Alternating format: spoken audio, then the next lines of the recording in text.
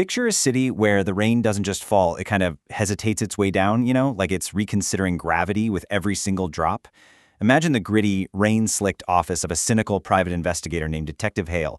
It's on the third floor of a building that literally can't decide if it's being condemned or renovated.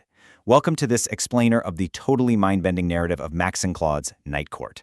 We are diving straight into a city that runs on impossible mathematics, where timelines just fold in on themselves. So, grab your trench coat, because we're about to crack open a case that completely breaks the laws of physics. Okay, so our story kicks off when a desperate, exhausted accountant named Martin Roe walks into Detective Hale's office. He drops a briefcase on the desk, but, and here's the kicker, he doesn't pull out a weapon or a threatening letter. Nope. Instead, he pulls out a single sheet of paper covered in incredibly complex math, alongside a photograph of his own corpse lying in an alley with a fist-sized hole in his chest. He isn't there to report a threat. He's presenting cold, hard, mathematical proof of his own inevitable assassination. Now, to really grasp Martin's impending doom, we have to look at the impossible science he stumbled upon. He found a pattern in the city's financial records that folded back on itself, and right at the center of that pattern, he found an equation describing his own life.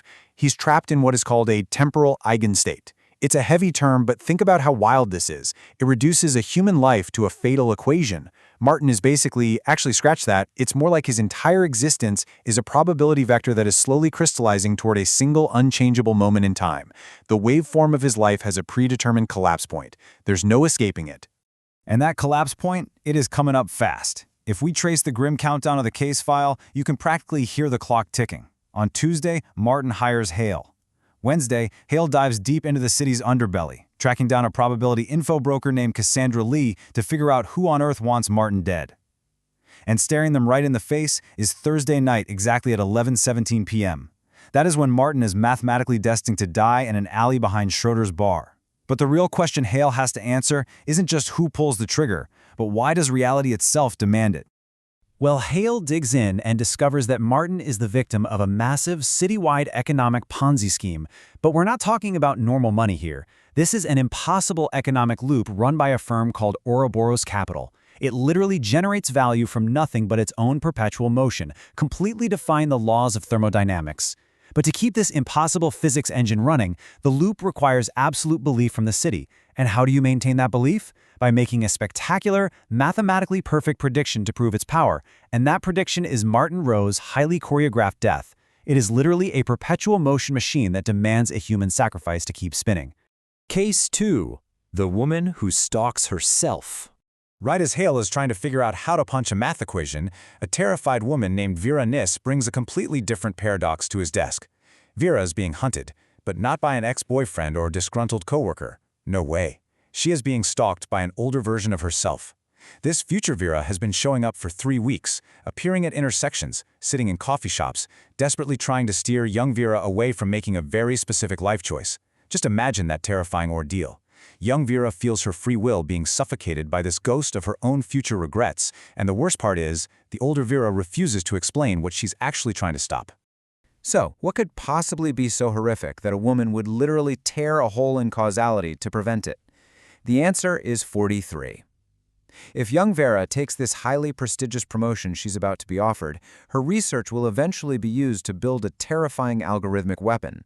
And 3 months after she takes that job, that weapon will kill 43 innocent people.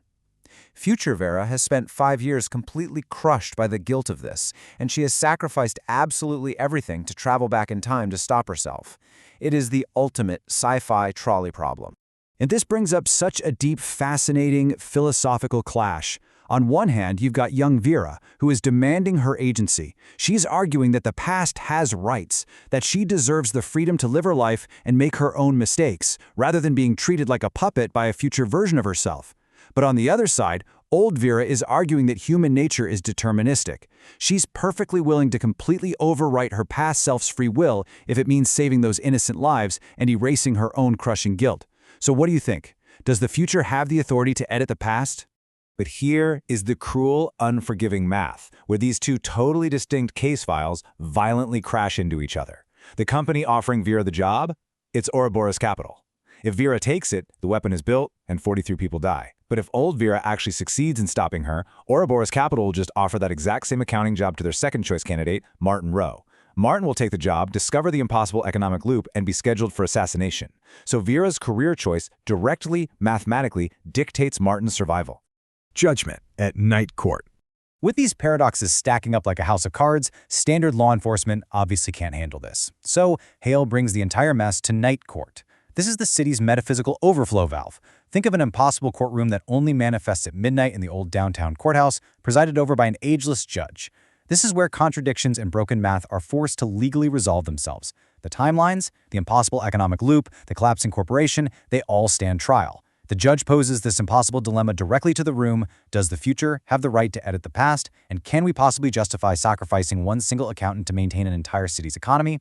And Hale does something brilliant here. He doesn't just defend Martin, he puts the economic loop itself on trial, forcing this mathematical construct to become conscious and justify its own existence.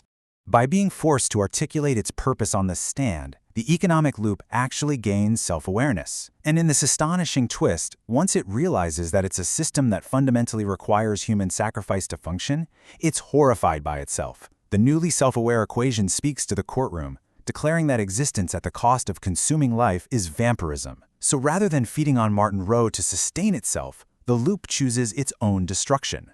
Now, you can probably guess that the immediate fallout of a paradox dissolving is terrifying. Martin Roe's fatal equation evaporates. He's saved. Ouroboros Capital, which was built entirely on that impossible loop, instantly ceases to exist. But because the company is suddenly erased from reality, the 47 employees who worked there lose their anchor in the timeline. Right before everyone's eyes, 47 completely innocent people begin to literally flicker and fade out of existence. So, we are left staring at an impossible disaster. But old Vera realizes something crucial. The loop needed a sacrifice to keep running, right? Well, now reality itself needs a sacrifice to stabilize this collapse. So, old Vera steps up. She proposes a third, unthinkable option. She calls it a diagonal solution. She figures out a way to save the fading employees, spare Martin, and prevent the 43 innocent deaths all at the exact same time.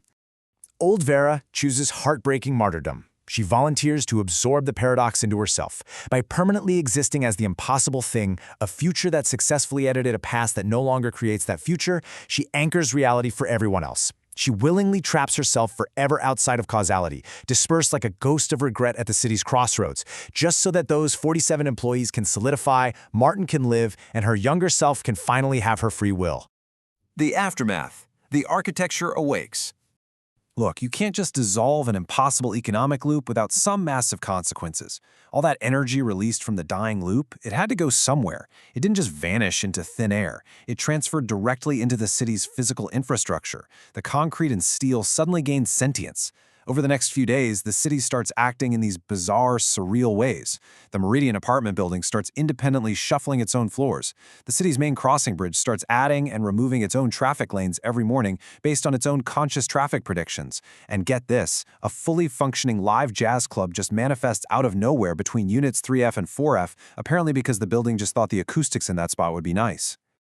Detective Hale gets called in to investigate this weirdness, and he ends up having an incredible, mind-bending conversation with the physical manifestation of the Meridian Apartments itself. The building absolutely refuses to be static property anymore. It literally tells him, "I want to be alive, not just occupied." After decades of silently absorbing the dreams, the fights, and the complaints of its tenants, the architecture has decided it wants to actively participate in their lives. It wants to choose its own shape rather than just being a passive container. And that leaves us, and Detective Hale, staring down an entirely new wave of night court cases. It really forces us to ask a profound final question. If a building is conscious, if it can think, adapt, and actually choose its own shape, does it deserve rights? Where exactly is the blurry line between an object and an entity? Next time you look up at a sprawling city skyline, I want you to ask yourself, are you just looking at property, or are you looking at something that might just be waking up?